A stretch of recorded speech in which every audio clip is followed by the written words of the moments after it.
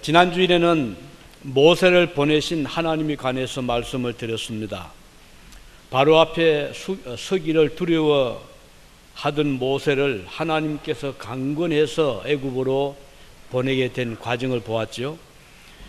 모세가 애굽으로 돌아가기를 두려워했던 그 이유는 바로가 자신을 믿어주지 아니할 뿐 아니라 자칫하면 이스라엘 백성들에게 구원을 주는 것이 아니고 오히려 누를 끼치거나 더 어려움에 처하게 할 수 있을 것이라는 그런 불안한 예측 때문에 모세는 매우 꺼려했습니다. 그런데 모세가 이제 하나님의 강권함을 받고 애굽으로 돌아갔지요. 가서 바로 앞에 서서 하나님께서 말씀 전하라고 하신 대로 이스라엘 백성을 놓아주시오 라고 할 때 바로 왕은 이런 지하에 한마디로 거절을 합니다. 본장 2절에 보면 이렇게 기록이 되어 있죠. 여호와가 누구간데 내가 그 말을 듣고 이스라엘을 보내겠느냐. 나는 여호와를 알지 못한 이스라엘도 보내지 아니하겠노라. 이 바로의 단호한 결의에 찬 대답이었습니다. 에집트라고 하는 나라는 고대 문명의 발상지 중에 하나였잖아요. 4대 문명 발상지 중에 하나답게 이미 기원전 3100년 전부터 왕조가 세워졌던 그런 아주 강력한 군사 대국이었습니다. 바로가 거느린 이 막강한 군사력은 그의 힘을 상징하기도 했고, 화려한 고대 문화의 꽃을 피운 에집트의 흔적은 지금까지도 남아있잖아요.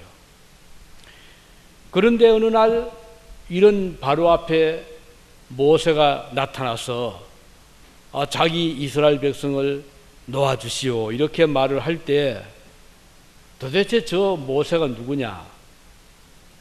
40년 전에 애굽을 도망갔던, 애굽인을 쳐 죽여 도망갔던 사람이 돌아온 거잖아요. 그러니 바로가 모세를 어떻게 생각하겠습니까? 모세는 그렇지만 여기에 굴하지 않고 5장 1절에 보면 이렇게 바로에게 말하잖아요. 이스라엘 하나님 여호와께서 이렇게 말씀하시기를 내 백성을 보내라. 그러면 그들이 광야에서 내 앞에 절기를 지킬 것이니라. 이렇게 말씀을 했습니다 라고 하나님 말씀을 바로에게 전달을 합니다.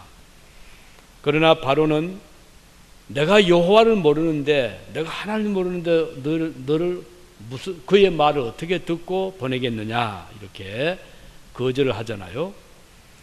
여기 바로가 하나님을 알지 못한다 라고 하는 말은 하나님의 권위를 인정할 수 없다 이런 의미도 되는 것입니다.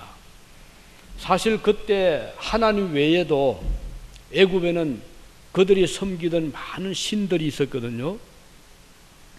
모세가 바로 앞에서 보였던 10가지 재앙이 나타나는 거기 동물이나 자연 이런 것들도 사실은 당시 애굽인들이 수왕하고 섬기던 신들이었다고 하잖아요.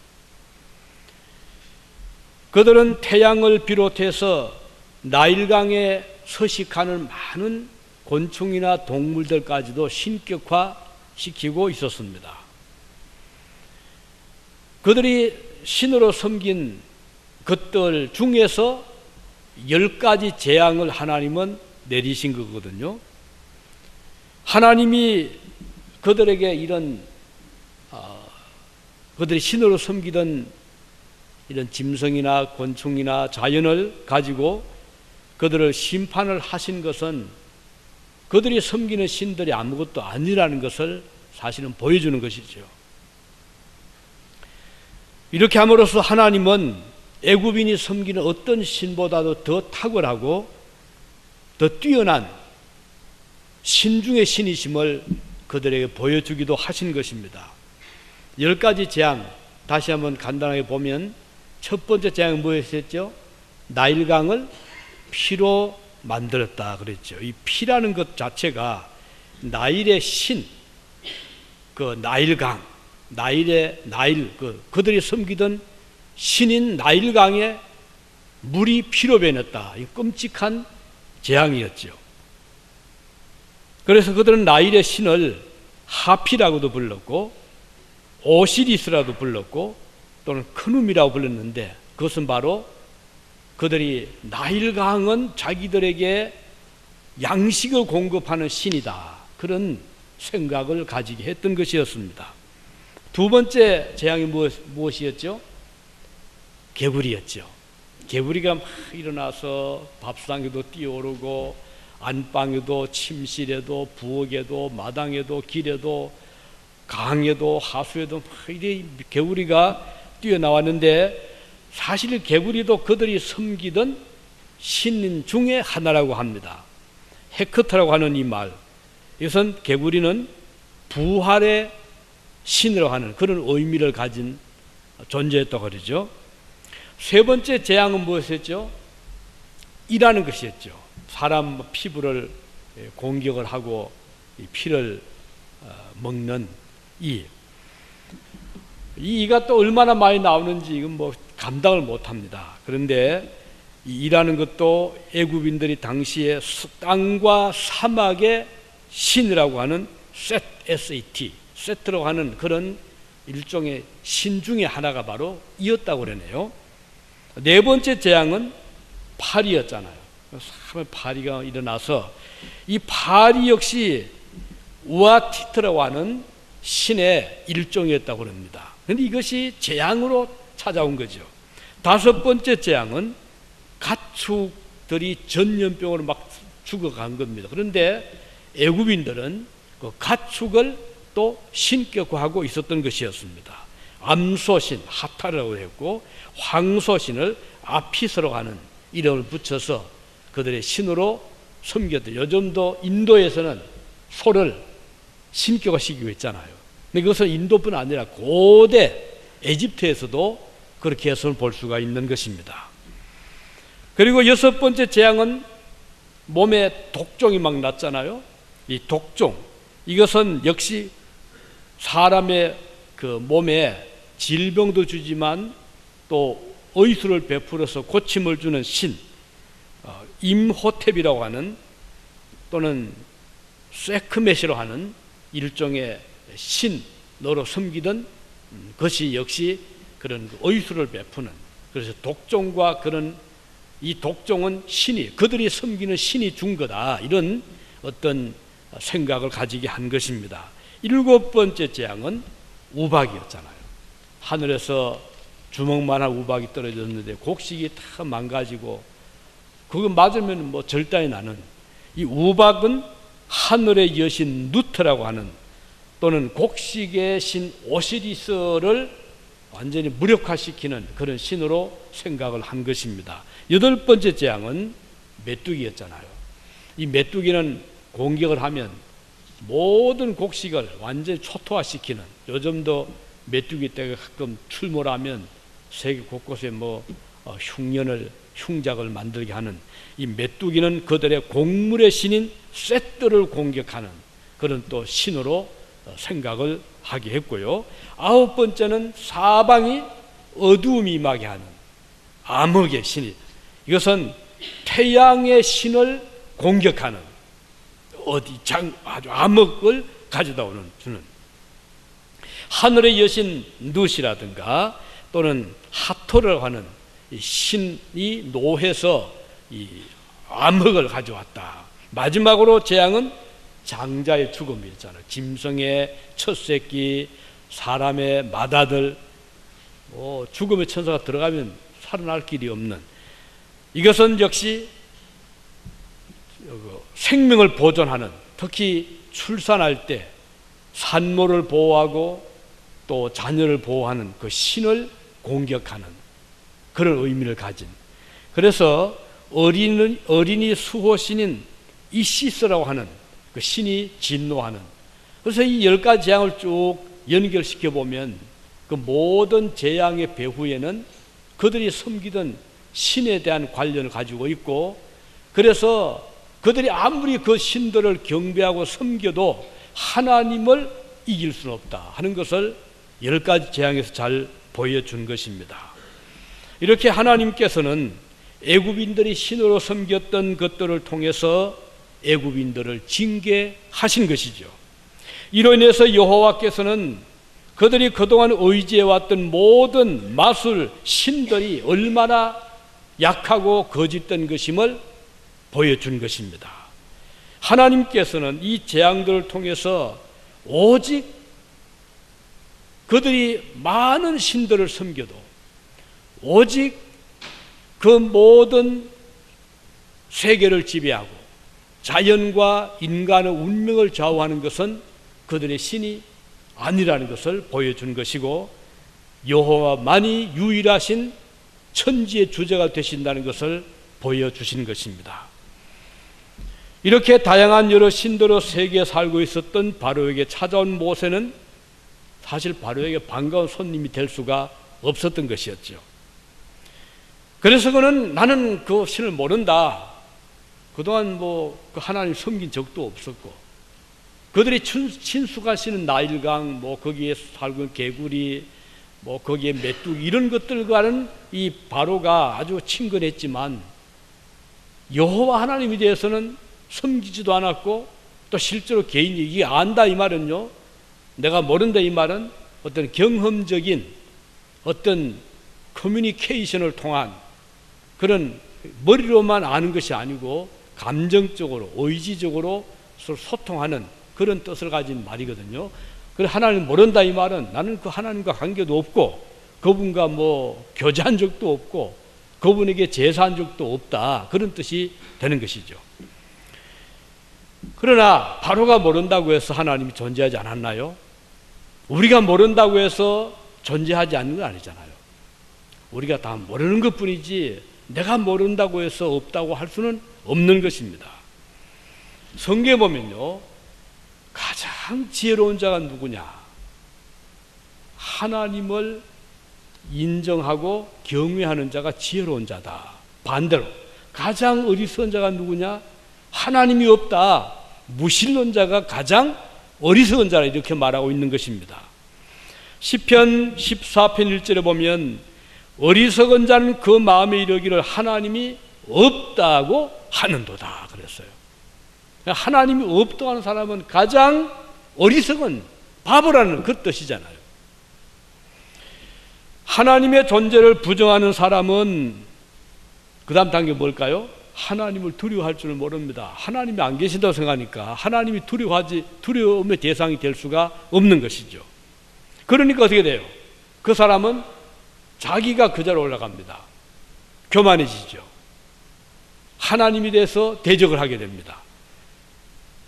자기의 명령이 곧 신의 명령처럼 생각하는 거거든요. 그래서 자기의 운명의 결정은 자기에게 있다고 생각을 합니다. 생사건이 자기에게 있다고 생각하는 것입니다. 오늘 본문에서 바로의 반응을 보면 하나님을 모르는 자의 모습이 어떤 것인가를 잘 보여주거든요. 하나는 뭔가요? 하나님 말씀 듣기를 거부하고 있습니다. 난 하나님 모른다. 모르는데 내가 어떻게 말을 듣겠느냐? 모세가 바로에게 나가서 이스라엘 백성을 내보내달라고 한 그 이유가 무엇이죠? 여호와의 말씀에 내보내라고 했다. 이게 모세의 바로에게 전한 말이거든요. 이건 모세 내 뜻이, 자기 뜻이 아니고 하나님께서 이 백성을 애굽으로 내보내라고 했습니다. 그렇게 전했잖아요. 그런데 바로는 너가 그 하나님 모르는데 내가 들을 필요가 뭐냐, 그렇게 변명을 한 것입니다. 다시 말하면 바로의 귀에는 하나님의 음성으로 들리지 않았어요. 모세가 지어낸 말로 들려왔을 뿐이지 실제로 하나님이 계시는 것도 바로는 모르고 또 그 하나님이 명령한 것에 대해서는 더구나 들을 필요가 없다고 생각을 한 것입니다. 다만 도망했다가 돌아온 무가치한 한 죄수의 어떤 황당무계한 그런 요청으로 생각을 한 것이죠. 그러니까 모세의 말에 대해서 무게를 두지 않고 아주 그까짓 것 아주 대수롭지 않게 거절을 한 것입니다. 그러나 성경은요, 인생들에게 하나님의 음성을 들어라 라고 많이 강조하고 있어요. 하나님을 네가 알든 모르든 그의 음성을 들어라. 예를 들면 욥기서 37장 2절에 보면 욥의 친구 엘리후는 이렇게 말합니다. 하나님의 음성, 곧 그 입에서 나오는 소리를 들어라, 들어라. 두 번씩 반복하고 있습니다. 이사야는 뭐라고 했습니까? 28장 23절에서 그는 이렇게 말합니다. 너희는 귀를 기울여 내 목소리를 들어라, 내 말을 들어라. 이사야가 하나님의 이제 음성을 대언하는 거잖아요. 그리고 그는 계속해서 34장 1절에 말하기를 열국이여 너희는 나와 들을지어다, 민족들이여 귀를 기울일지어다.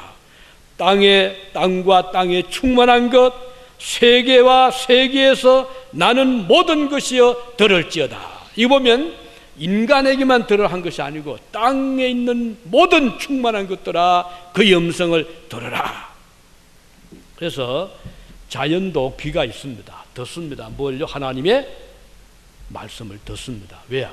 자연이 생기게 된 원인을 보면 하나님이 있어라 말씀하시니까 빛도 생기고 일월 성신도 생기고 바다, 육지, 나무, 풀 생겼잖아요. 이건 무엇을 말합니까? 자연도 하나님의 음성을 들었다는 겁니다.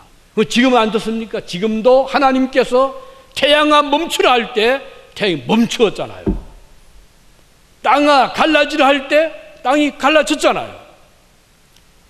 홍해 바다를 보고 하나님께서 갈라서라 할 때 갈라섰잖아요. 자연도 하나님의 음성을 듣거든 하물며 인간들에게 하나님이 이 말씀 하실 때 우리가 듣지 않을 수가 있겠냐 하는 것입니다. 마태복음 11장 15절에 보면 귀 있는 자는 들을지어다. 무엇을요? 하나님 말씀을 들으라.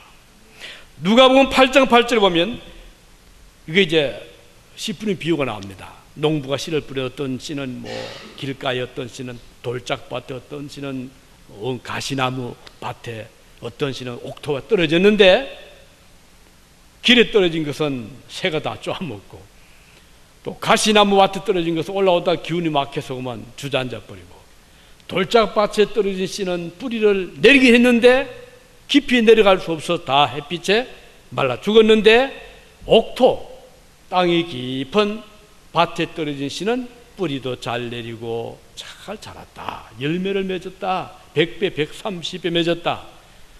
그러면서 하신 말씀이 좋은 땅에 떨어졌다는 것은 하나님 말씀을 듣고 잘 들은 자라는 것을 말씀하셨어요.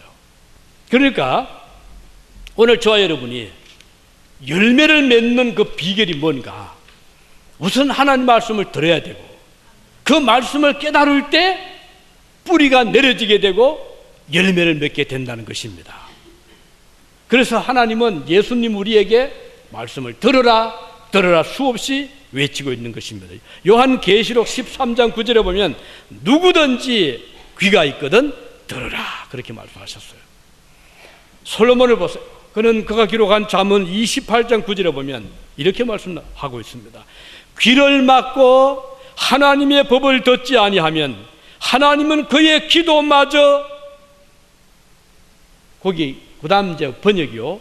우리가 지금 그동안 새로 나온 그러니까 개정이라고요. 개역 성경에는 가정하니라 그랬어요. 자, 우리가 귀를 막고 그의 말씀을 듣지 아니하면 우리가 드리는 기도는 하나님 앞에 가정하다. 이게 새로 나온 번역에는요. 하나님의 법을 듣지 아니하면 하나님은 그의 기도마저 역겨워 하신다 그랬어요. 이건 굉장히 중요한 말씀이에요. 우리가 아무리 열심히 기도해도 하나님이 들으시는 기도가 있고 하나님이 듣기를 거부하는, 하나님이 가정하게 보시는 역겨워하는 기도가 있는데 어떤 기도요? 말씀을 듣지 아니하고 아무리 기도해도 그 기도는 역겨워한단 말이에요. 이게 매우 중요한 것입니다. 그래서 어떤 사람들 왜 제 기도는 응답 안 되죠? 그렇다면 그동안 평소 당신이 주의 말씀을 얼마나 들었는지를 생각해 보시길 바라는 것입니다. 만일 바로가 이 말씀을 듣고 알았다면 자기 앞에 선 모세를 보고 그의 모세 음성을 듣는 것이 아니라 모세와 함께 하신 하나님의 음성의 귀를 기울이는 자세를 가졌어야 될 것입니다. 바로는 지금 자기 앞에 나타난 모세를 보았어요. 보니까 뭐 초라한 행색이고 목자의 행색, 손에 지팡이 들고 있고 뭐 호위병도 없고 도망한 죄수, 그렇게밖에 안 보였거든요. 그러나 모세의 배후에 계시는 하나님을 그가 보지를 못한 거예요. 그는 모세의 음성은 들었지만 모세를 통해서 지금 전달하시는 하나님의 음성을 듣지를 못한 거예요. 오늘 이 세상에는 많은 말들이 들려오잖아요. TV 켜면, 라디오 켜면, 요즘 인터넷 켜면 온갖 소리가 다 들려옵니다. 온갖 글들이 막 떠오릅니다. 그러면 우리가 그걸 다 들을 수는 없잖아요. 24시간 어떻게 다 들어요? 그럼 우리가 어차피 그 중에서 어떤 것은 카트시게 됩니다. 아, 이건 들을 가치가 없다, 들어서 안 된다. 요즘에 보이스 피싱이라는 게 있다 그러잖아요. 이건 뭔가요? 꼭 음성을 변조해가지고 내 사랑하는 아들, 딸의 음성을 막 나게 해서 지금 교통사고를 당했어요. 아빠, 저를 도와주세요. 지금 병원에 있어요. 입원비가 없어요. 그렇게 하면 어느 부모가 정신이 안 나가겠어요? 그래, 어디 있느냐? 어떻게 해야 되느냐? 그래, 그 내가 보내주지. 이렇게 되지 않겠어요? 근데 그거 듣다가 막 당한답니다. 나중에 보니까 우리 아들, 딸은 멀쩡해요. 어떤 사람이 거짓 가장을 해서 내 아들, 딸인 것처럼 속여가지고 돈을 빼앗아가는, 이게 보이스피싱이라는데 잘못된 음성을 들은 거잖아요. 오늘 많은 경우에 사람들이 그와 같은 잘못된, 들어서 안 될 말, 따라서 안 될 말을 따라가다가 잘못된 걸 듣다가 낭패를 당하는 경우도 수없이 많이 있습니다. 그래서 우리는 항상 귀를 들어야 될 곳으로 귀를 딱 향해야 되지, 들어서 안 될 말을 들어서는 결국은 우리 자신에게 엄청난 치명적인 피해를 받을 수가 있는 것입니다. 그리스도인들은 들어야 할 말이 따로 있고 들어서 안 될 말이 반드시 있습니다. 사탄이 하나님과 항상 대적하잖아요. 이 과일을 따먹어라, 하나님 따먹어서 안 된다. 완전히 지금 대립이 되잖아요. 둘 다 들을 수, 어느 한 편만 들어야 됩니다. 지금도 그런 경우도 참 많이 있습니다. 복 있는 사람은 하나님의 말씀에 귀를 기울이는 자들입니다. 하나님께서 우리에게 그의 뜻을 전하기 위해서 찾아오실 때 말씀을 통해 찾아오시거든요. 그래서 예배가 참 중요한 것입니다. 건전한 예배가 참 중요합니다. 욥기서 33장 16절에 보면 그가, 하나님이 사람의 귀를 여시고 경고로서 두렵게 하신다. 하나님께서 사람의 귀를 여신다라고 하셨고, 사무엘 하 7장 27절에 보면 만군의 여호와 이스라엘 하나님이여 주의 종의 귀를 여시고, 이걸 보면 우리가 하나님 말씀을 들을 수 있는 그 아주 좋은, 가장 안전한 방법은 하나님께서 들을 수 있는 내 마음의 귀를 열게 하시는 것입니다. 이 마음의 귀를 아무나 여는 거 아니거든요. 바울이 전도할 때 이제 유럽의 첫 성이 빌립보였잖아요. 빌립보에 들어갔는데 전도를 얼마나 많이 했어요. 하는데 어떤 사람들은 반발도 하고 반박도 하고 반대도 하고, 근데 어떤 사람은 더 받아들이거든요. 근데 그 중에 한 사람이 루디아라고 하는, 또는 리디아, LYDIA, 리디아 혹은 루디아, 우리 번역으로는 이 루디아는 여자가 있어요. 이 여자는 사업가입니다. 이 사람이 당시에 그 염료, 색깔을, 그래서 유럽에 지금도 이태리 그 색을 참 잘 내잖아요. 옷감색도 아주 잘 냅니다. 이것은 이태리의 그 염료 그 기술은요, 그슬 올라가면 옛 로마 시대에 올라가요. 루디아가 그 염료 장사를 한 거예요. 근데 루디아가 바울을 만납니다. 바울이 복음을 전하잖아요. 근데 성경에 보면요, 보세요. 사도행전 16절 14절에 보면 루디아 두아디라 성의 자주장사로 하나님을 공개하는 루디아를 한 여자가 들었는데 뭘요? 바울의 말을 들었는데 복음을 들었는데 주께서 그 마음을 열어 바울의 말을 청종하게 하신지라. 참 주님께서 지금 바울이 말씀을 전할 때 주님이 루디아의 마음 문을 열어주신 겁니다. 그러니까 루디아 그 말씀을 듣고 복음을 받아들이게 된 것이거든요. 그래서 오늘 우리가 같은 이야기를 들어도, 말씀을 들어도 어떤 사람은 그것이 은혜롭게 들어옵니다. 억셉트 됩니다. 아, 그렇지, 아멘, 옳습니다. 어떤 사람은 반발이 되거든요. 이게 왜 그럴까? 중요한 것은 하나님께서 우리의 마음을 열어주시. 그래서 우리가 예배 전에 찬양도 하고 기도도 하고 이 마음의 준비를 하는 겁니다.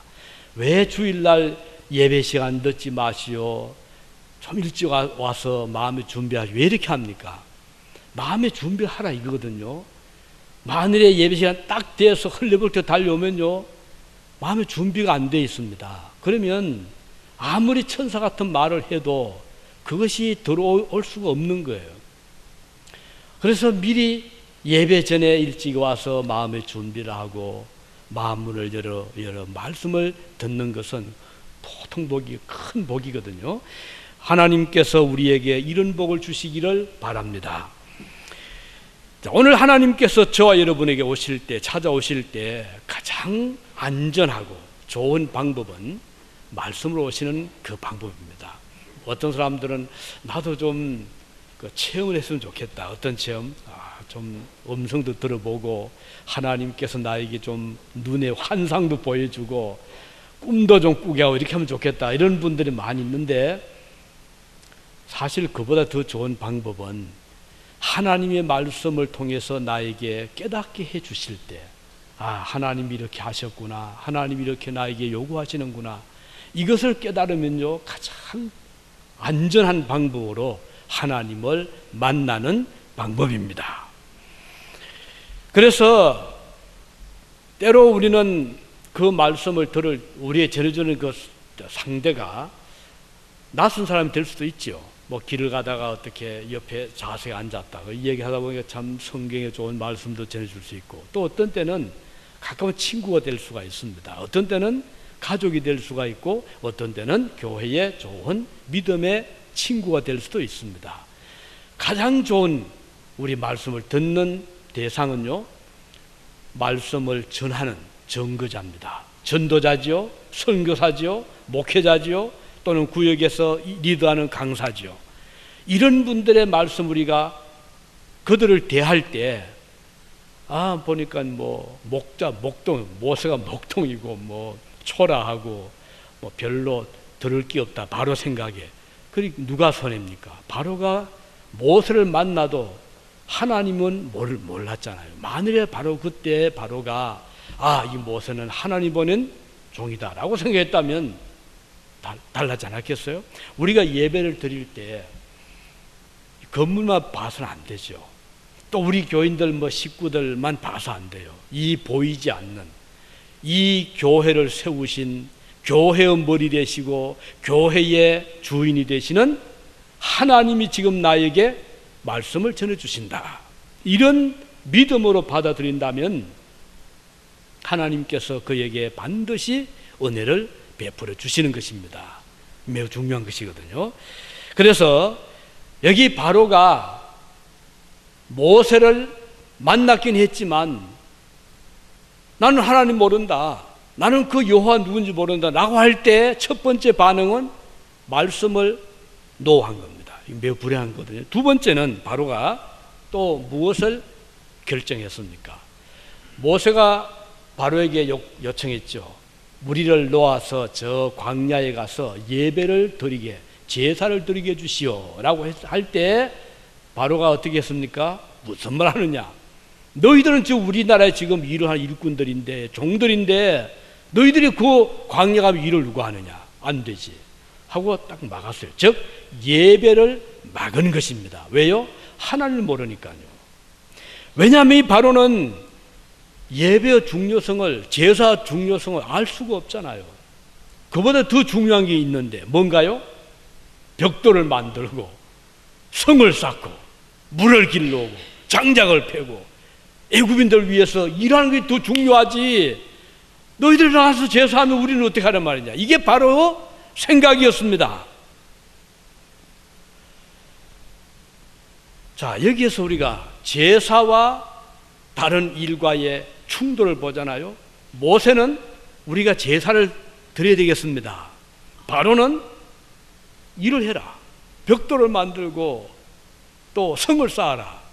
이 충돌하죠. 여기에서 바로는 당연히 일이 더 중요하고 벽돌 만들기 더 소중하고 당장에 자기들이 필요하잖아요. 모세는 하나님의 백성으로서 제사를 드려야 됩니다. 자, 이런 경우 바로의 선택은 당연히 제사는 안 된다. 일을 해라 이거잖아요. 오늘날 그리스도인으로서 이런 충돌을 많이 겪잖아요. 자, 지금 기도를 해야 될 시간인데 그보다 더 바쁜 게 있잖아요. 지금 더 바쁜 일이 있습니다. 직장인은 직장이 더 바쁠 수 있고, 사업가는 사업에 더 바쁠 수 있고, 학생은 공부에 더 바쁠 수 있고, 시험에 더 바쁠 수 있고, 고등학생이 여자 한국에서 그런 게 많잖아요. 1학년 입학하면 이제 서서히 이제 공부의 압박을 받습니다. 그러면 2학년, 3학년이 되면 이제 학력고사, 수능고사 다가오고, 그 부모들은 어떻게 돼요? 그 부모가 뭐 믿음이 여간 좋아도요, 어떻게 해요? 야, 너 공부를 해야지. 그래. 이제 졸업반이니까 금 1년 동안은 주일날도 예배만 딱 드리고 바로 와서 공부해라. 이런 부분도 얼마나 많습니까? 심지어 목회자도 그럴 수 있거든요. 저는 참 감사하게도 그러진 않았어요.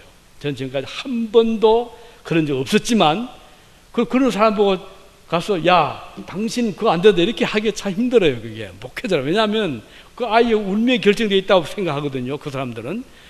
그 사람 보고, 야, 너 저기, 아이 공부 주일날, 저기 시험 준비해서 안 된다, 이렇게 하기 참 어렵거든요. 여간 볕자니까 못 하는데, 그러나 우리가 엄밀히 따지고 보면, 일생의 공부가 일생을 좌우하는 거 아니거든요. 멀리 보면요. 일생을 좌우하는 것은 하나님의 손에 있습니다. 우리가 여러분 믿으시죠? 신자 이거 안 믿으면 뭘 믿습니까? 내가 한 대로 거둔다는 보장이 어디 있어요? 우리의 운명, 우리의 장래는 하나님께 있는 우리 믿잖아요. 그런데 이런 충돌이 올 때 여기에 갈등을 느낄 수밖에 없어요. 신자로서는 이때 결심과 각오를 해야 됩니다. 하나님 도와주십시오. 그래서 예배가 중요하냐? 다른 것이 더 중요하냐? 이렇게 충돌 올 때 우리는 무릎 꿇고 주님의 지혜를 구하고, 당연히 그리스도인들은 첫째, 우리는 예배적인 기자다. 우리 하나님의 자녀들이다. 먼저 예배다. 여러분, 미국을 건설한 청교도들이 제일 중요한 게 뭐였어요? 자, 그들이 미국에 도착했을 때 양식이 떨어졌습니다. 그 해 겨울이 막, 그때 이제 겨울이 막 다 12월 달이 있거든요. 저 마사추세츠, 보스턴, 얼마나 춥습니까? 그 추운 겨울에 집이 있나요? 곡식이 있나요? 먹을 게 있나요? 그런데 제일 먼저 지은 것이 무엇인지 아십니까? 교회였습니다. 청교도의 정신은 그랬어요. 우리가 주를 섬겨 나갈 때 이 갈등을 가질 때가 있거든요. 무엇이 우선거냐? 친구가 더 좋으냐? 하나님이 더 좋으냐 할 때 뭘 택하시겠습니까? 그렇다면 우리가 순교 못하죠. 우리가 말은 희생하지만 못합니다. 어떻게 하겠어요? 그래서 오늘 여기 바로는, 자, 모세와 그 백성들이 광야로 가서 제사 드리는 게 안 돼. 바로 볼 때는 이건 가치가 없는 거거든요. 막았지요? 이것 때문에 얻은 것이 뭡니까? 성을 쌓았나요? 그들이 배부르게 먹었나요? 물론 당장에는 도움이 됐겠죠. 하지만 이것 때문에 짐승 첫 새끼 다 잃었습니다. 첫 아들 다 잃었어요. 다 잃었잖아요. 나중에 어떻게 했어요? 어서 가라, 어서 가라. 나중에는요, 백성들까지도 집에 있는 은금 패물까지 꺼내가지고 안겨주면서 어서 떠나, 어서 떠나라. 처음부터 그렇게 했으면 아들도 살리고 짐승도 살리고 좋았을 텐데 실컷 두드려 맞고 나서 그때 가서 가져가라 이렇게 했으니 얼마나 이건 어리석은 일이잖아요. 오늘 하나님의 자녀들은 더 많은 어려움이 오기 전에 우리는 갈 길을 믿음으로 가야 됩니다. 하나님께서 그의 백성은 믿음으로 살면 책임을 져 주십니다. 우리가 믿음으로 살면 우리 일생을 주님은 책임져 주시는 거예요. 무엇을 먹을까 염려하지 마라. 저는 그거 믿습니다. 내일을 위해서 염려하지 말아라. 우리는 믿습니다. 그렇다면 말씀은 우리가 믿고 나가야죠. 사업가가 주님께 의지하고 일을 하자고요. 직장인도 마찬가지입니다. 학생도 마찬가지예요.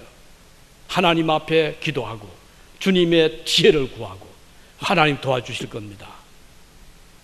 우리 김영기 기사님이 정연주 시대에서 말씀 제가 일부 찾아봤는데요, 참 대단한 분이더라고요. 그분은 그 뇌성마비로 지체가 부재한데도 불구하고 미국의 한 대학의 최고의 교수로 선임이 됐어요. 이걸 보면 우리가 성하다고 건강하다고 반드시 잘 된다는 법도 없고, 우리가 병들고 불구자가 되고 가난하다고 못 되는 법도 없어요. 이 세상은 그렇지 않습니다. 하나님의 축복이 있는 거예요. 자녀를 기를 때 주님께 맡기시기 바라고 기도하고, 우리 학생들도 장들을 주님께 의지하고 기도하시면서 나가시기 바랍니다. 하나님은 그런 기도를 들어주시는데 중요한 것은 말씀을 들으라. 그렇지 않으면 그 기도가 가증한 기도가 된다 이렇게 말씀했어요. 그 다음 세 번째, 이 바로는 하나님 모른다고 하면서 어떤 또 결정을 했죠? 뭔가요? 바로가 화가 난 거예요. 아니 저것들이 가만 두고 보자 했더니 이제는 나가서 제사를 지낸다 이랬거든요. 바로가 이제 그 감독자들 다 모았죠. 모아놓고는 저 이스라엘 사람들이 게을러서 배가 부르니까 이제 한다는 말이 나간다고 하는데 앞으로는 집도 주지 말고, 그렇지만 벽돌 굽는 숫자는 꼭 같게 만들도록 해라. 탄압을 한 거예요. 박해를 한 겁니다. 고통을 준 겁니다. 자, 하나님의 백성을 고통 주어서 누가 잘 되겠습니까? 하나님 백성이 고통받을 때 힘은 듭니다. 고생도 하고. 하지만 정작 망하는 사람은 고통을 주는 사람입니다. 왜요? 하나님 살아계시기 때문에. 하나님께 살아계셔서 그의 사랑하는 자녀들을 괴롭게 하고 고통을 주는데 하나님 가만히 계시겠습니까? 그렇지, 그렇게 계시지 않죠. 너 내 사랑하는 아들, 딸을 왜 그렇게 괴롭혔냐? 그럼 안 돼. 하나님 막아주십니다. 그래서 바벨론이요, 옛날에 이스라엘 많이 괴롭혔잖아요. 공격해서 성도 불태우고 기명도 기구도 다 약탈해가고 그렇게 했는데 나중 바벨론 완전히 망했어요. 완전히 다시 눈을 씻고 찾아보려도 옛 바벨로니아 없습니다. 한번 지도 펴놓고 보십시오. 없어지고 말았잖아요. 하나님의 백성을 괴롭히고 성도를 힘들게 하면 하나님께서 기뻐하지를 않기 때문입니다. 그래서 여기 바로 왕이 지금 이렇게 이스라엘 백성들을 괴롭히는 일을 함으로써 나중에 그가 받은 10가지 재앙뿐 아니라 나중에 지금 애굽이 지금 어떻습니까? 지금 에집트를 보십시오. 지금 강대국으로 누가 강대국인지 말합니까? 얼마나 지금 힘든 그런 세월을 보내고 있잖아요. 오늘 저와 여러분은 이 말씀 기억하면서 하나님 앞에서 말씀을 잘 듣고 또 순종하고 주님의 뜻대로 살아가서 우리의 평생 하나님 은혜를 받으시기를 바랍니다. 기도하시겠습니다. 자비로우신 우리 아버지 하나님,